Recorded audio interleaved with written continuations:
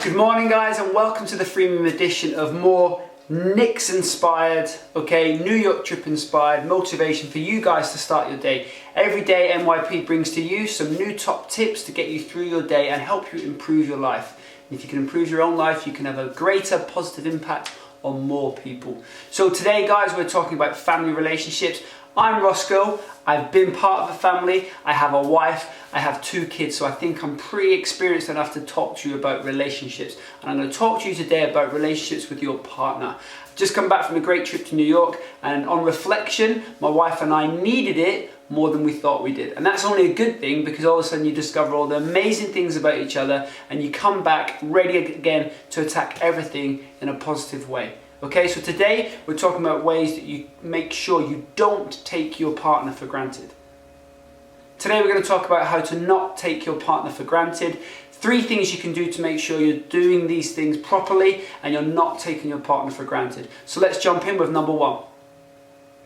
Every day, guys, I want you to create a habit, or something special that you do every time you meet or say goodbye to your partner. It just makes the moment special, it just makes it something to look forward to, and it makes each other smile. And that can be straight after an argument, or when you're going away on long distances. It can be anything. It might be a special way that you kiss your partner, a hug, a dance, a dip low, things you see in the films. Do something nice and do something special. But every time you see your partner, I want you to do this, because it just leaves and has your partner thinking happy things about you, each other. Number 1, I want you to create a habit of reunion, So every time you see your partner, I want you to do something that's very unique to that situation. Whether it's the way you kiss them, cuddle them, dance with them, do whatever. Things that other people will notice, things that other people won't care about. Something that your kids may look at and think is great, something your kids might look at and be embarrassed. But I want it to be between you and your partner. So every time you see your partner, I want you to do this, And this is something I know I want to start doing in my relationship with my wife, because we have our own little things and we put them in play and then you forget about them. So it's about reigniting that little spark, keeping the romance alive, and just keeping it light, fun and positive. Number 2. Every day, guys, I want you to set aside some time for us, so you and your partner. Now, I suggest to do it in the morning, because then it sets up everything good for the rest of the day. Some people do it at the end of the day. Now, it's up to you, find what works, but I want you to find at least 2 minutes to sit down with your partner and look into their eyes, phones off, TV off, kids away in bed, or distracted with something else, but find 2 minutes for your partner. It might be first thing in the morning, which is what I suggest. Sit down and talk to each other about what your day is going to look like. Things you're going to have to do, challenges you're going to have to overcome, but ultimately find the outcome that's going to be positive for you guys. If it's at the end of the day, that's good, but spend 2 minutes every day properly linking up with your partner and communicating positively. Number 3.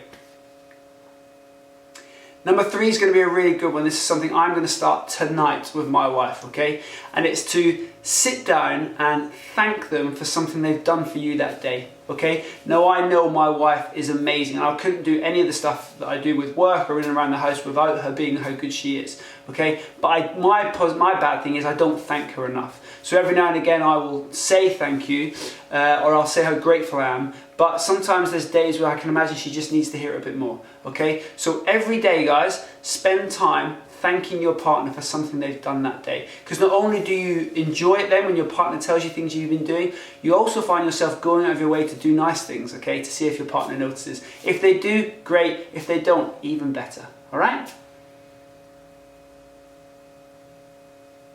And now for your thought for the day. Now, with regards to marriage, guys, it's a bit of a crazy one, because the initial trend of marriage suggests that initially when you get together, there's the romance, then there's the affection, and then there's the appreciation of each other and the communication. And what happens is this all starts to decline over time, And that's not because you stop liking each other, it's because you become comfortable with each other.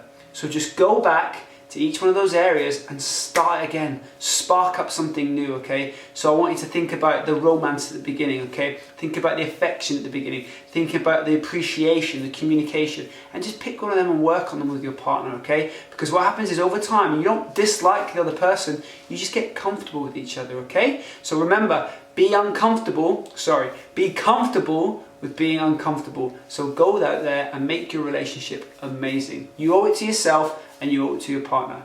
And now for your challenge.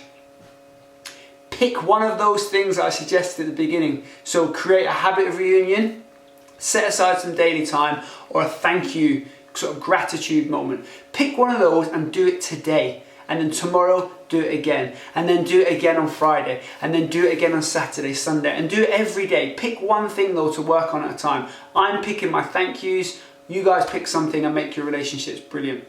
Now for your motivation, guys, I love this one when it comes to marriage and relationships. Problems are not stop signs. They're not the reasons to stop the relationship. They're just guidelines to your relationship to let you know that you've just come off track. Okay? So stop signs are not the end all and be it. Sorry. Problems are not stop signs and reasons to change. They're just guidelines for your relationship. Guys, I've been Roscoe. This has been NYP. I'm having a great time this week. Knicks inspired, Nets inspired. Ooh, controversial. Have a great day, and I will see you tomorrow. NYP.